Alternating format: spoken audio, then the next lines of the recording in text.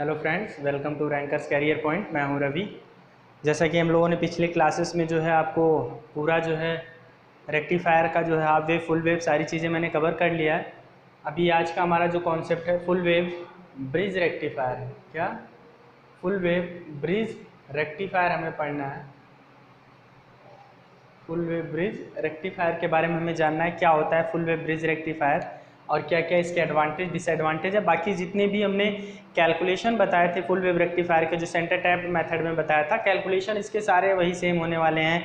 चाहे वो AC input power के हो, चाहे आउटपुट डीसी पावर का हो, चाहे इनपुट एसी करंट का हो, चाहे आउटपुट डीसी करंट का हो, चाहे रिपेल फैक्टर का हो, जितनी भी वैल्यू होनी है सब वही होनी है। ठीक है ना? तो अभी हमें यहाँ ध्यान देना है, क्या चीज़ ध्यान देना है कि ये हमारे पास ब्रिज रेक्टिफायर है। इसको हम ब्रिज क्यों बोल रहे हैं? क्योंकि यहाँ पे 4 डायोड का connection as a bridge form में है। कैसे? एज अ ब्रिज फॉर्म में है 4 डायोड का कनेक्शन।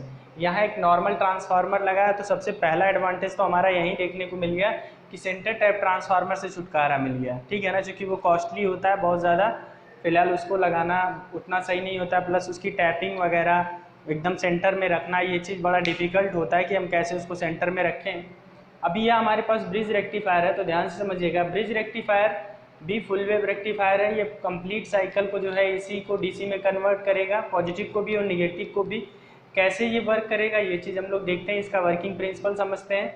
और बहुत ज़्यादा इम्पॉर्टेंट है आपके लिए इसके एडवांटेज और डिसएडवांटेज को भी समझना। ठीक है ना? तो फुल वेव रेक्टिफायर में एक नॉर्मल ट्रांसफार्मर 4 डायोड्स का प्रयोग किया गया है। जो डायोड्स हैं वो ब्रिज फैशन में लगे हैं, that's why we are calling here bridge rectifier. यहाँ पे हम इसको क्या बोल रहे हैं? ब्रिज रेक्टिफायर बोल रहे हैं। और इसका सबसे इम्पॉर्टेंट एक सबसे अच्छा एडवांटेज है कि पीक इनवर्स वोल्टेज भी इसमें वीएम हो गया। वहाँ 2 वीएम था, यहाँ वीएम हो गया। ठीक है ना? अब देखिएगा वर्किंग प्रिंसिपल पे चलते हैं। जब भी हम यहाँ कोई एसी इनपुट देंगे, एसी इनपुट जैसे हम यहाँ अप्लाई करेंगे, पॉजिटिव हाफ साइकिल में ये सिरा पॉजिटिव हो जाएगा और ये सिरा नेगेटिव। यहाँ पे ऐसे, यहाँ प्लस यहाँ माइनस। जो करंट फ्लो होगी वो ऐसे फ्लो होगी। डायोड D1 में, डायोड D1 फॉरवर्ड हो जाएगा। देखिए पॉजिटिव ये है सिरा, और उस टाइम पे D4 का N सिरा पॉजिटिव हो रहा है, मतलब D4 रिवर्स बायस में। तो D1 फॉरवर्ड में, ये रहा D1 फॉरवर्ड में हुआ। बात को समझते चलिएगा। D1 फॉरवर्ड हुआ, करंट आया यहाँ से, फिर लोड से होता हुआ करंट, फिर उसके बाद देखिए यहाँ से आएगा तो D3 के P टर्मिनल पे पॉजिटिव आ रहा है, मतलब ये हमारा फॉरवर्ड हो जाएगा। मतलब ये D3 हमारा फॉरवर्ड बायस हो गया। मतलब फॉरवर्ड बायस में D1 and D3 forward bias में, मतलब पॉजिटिव हाफ साइकिल में, पॉजिटिव साइकिल में D1 एंड D3 फॉरवर्ड होगा और D2 एंड D4 रिवर्स होगा। इसका रीज़न मैंने आपको बता दिया।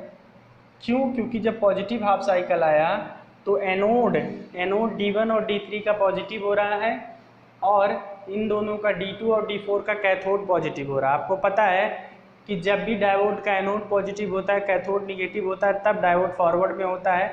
और अगर एनोड निगेटिव हो जाए, कैथोड पॉजिटिव हो जाए, तो उस समय डायोड क्या होगा? रिवर्स बायस में हो जाएगा। तो आपको इस बात का अच्छा आइडिया होना चाहिए। ठीक है ना?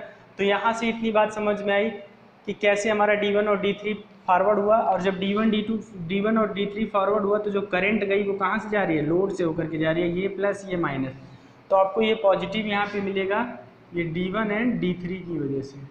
ठीक है ना? D1 और D3 की वजह से। पहले D1 की वजह से था जब उसमें सेंटर टैप में हमने देखा था। अब देखिए जैसे ही निगेटिव हाफ साइकिल आएगा, निगेटिव हाफ साइकिल,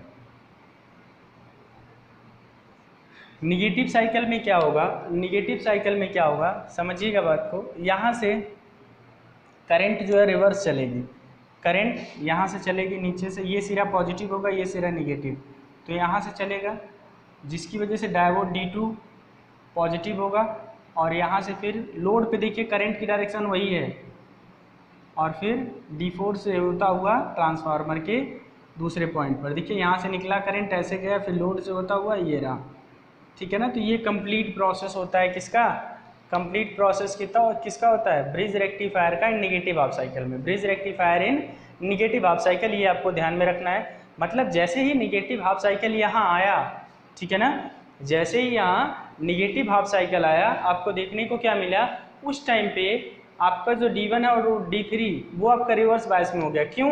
क्योंकि आप देखो जब ये सिरा पॉजिटिव होगा, मतलब जब ये सिरा पॉजिटिव होगा और ये निगेटिव होगा, तो आप देखिए निगेटिव, तो D1 का जो है एनोड निगेटिव हो रहा है, मतलब ये रिवर्स। अब यहाँ से आप होते चले आइए, फिर देखिए D3 का भी एनोड निगेटिव, मतलब ये रिवर्स, D1 और D3 रिवर्स। अब निगेटिव यहाँ पे देखिए निगेटिव D4 का कैथोड, D2 का कैथोड, मतलब D4 और D2 का जो कैथोड टर्मिनल है वो निगेटिव हो रहा है। अगर वो निगेटिव हो रहा है तो नो डाउट D2 और D4 आपका क्या होने वाला है, फॉरवर्ड बायस में होने वाला है, और D1 और D3 रिवर्स बायस में होने वाला है, जिसकी वजह से यहाँ आप देखिए करंट का डायरेक्शन कुछ इस तरीके से होगा। बट लोड पे आप देखो ध्यान से, लोड पे आप देखो ध्यान से, चाहे वो D1 से हो करके D1 D3 का चालन था, तब भी लोड पे करंट की डायरेक्शन सेम थी, प्लस से माइनस, इस पॉइंट से इस पॉइंट। अगर हमारा D2 और D4 वर्क कर रहा है, तब भी लोड में जो करंट की डायरेक्शन है वो सेम है। दैट्स वाई लोड करंट जो होगा वो एक ही डायरेक्शन में बनाया जाएगा, पॉजिटिव पॉजिटिव पॉजिटिव। अगर इसमें करंट की डायरेक्शन इधर से होती तो हम इसको निगेटिव डायरेक्शन में लेते, कभी भी हम इसको पॉजिटिव में नहीं लेते। तो इस बात का ध्यान रखिएगा, ठीक है ना। तो इस तरीके से ये कंप्लीट इनपुट AC को DC में कन्वर्ट कर देगा, कंप्लीट इनपुट AC को किस में कन्वर्ट कर देगा, DC में कन्वर्ट कर देगा। तो नो डाउट आपको ये बात समझ में आई होगी। पॉजिटिव हाफ साइकिल में D1 D3 forward, D2 D4 reverse कैसे हो रहा है ये मैंने बताया, ठीक है। सिमिलरली निगेटिव हाफ साइकिल में आपका D2 और D4 फॉरवर्ड, D1 और D3 रिवर्स। सो आपको यहाँ पे जो है इस तरीके का आउटपुट आपको देखने को मिलेगा, जो बहुत ही फिलहाल आपने बहुत पहले ही अभी देख लिया, फुल वेव रेक्टिफायर में देखा था सेंटर टैप के केस में, और वहाँ पे आपने RMS वैल्यू, एवरेज वैल्यू, मतलब आउटपुट DC वैल्यू, और input AC power, output DC power ये कैलकुलेट कर लिया, रिपल फैक्टर कैलकुलेट कर लिया। ये सारी वैल्यू सेम यही होने वाली है, ठीक है ना। अब हम लोग इसके बाद हम लोग तीनों रेक्टिफायर्स का कंपैरिजन पढ़ लेते हैं। तीनों रेक्टिफायर में पीक इनवर्स वोल्टेज इसका VM होगा, नो डाउट आपको ध्यान में रखना है। अब तीनों रेक्टिफायर्स का हम लोग कंपेयर कर लेते हैं, एक समराइज, एक टेबल तैयार कर लेते हैं, जिसको आप बना लीजिएगा नोट्स में, काफ़ी हेल्पफुल होगा आपके लिए।